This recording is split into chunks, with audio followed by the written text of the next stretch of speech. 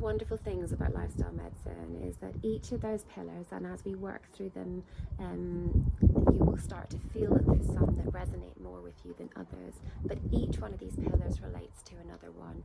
And if you find that focusing on your stress levels or mental well-being not helpful, not something that you want to really think about, it may be worth thinking about some of the other pillars or one of the other pillars to help you. If we take them each in turn, so being more physically active, that movement pillar can be really helpful when it comes to our stress levels, to our stress management, to creating that balance and improving our mental well-being. Being more active has so much research behind it in terms of improving our mental health as well as our physical health.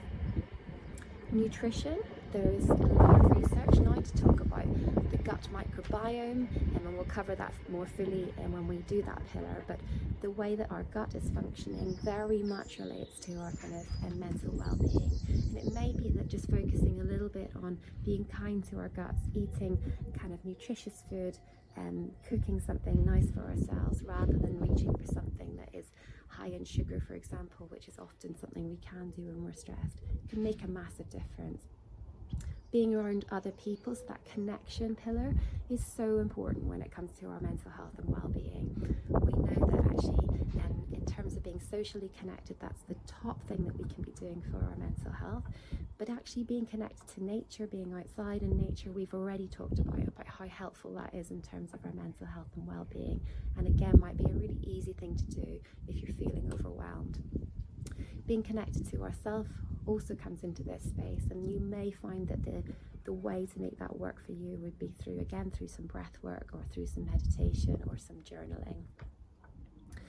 Avoiding toxins, again, can really help our mental well-being. So if you are someone like myself who maybe drinks coffee, possibly reducing the amount of caffeine that we're having each day might make a massive impact in terms of our kind of stress levels and our how much kind of stress we're carrying in our body.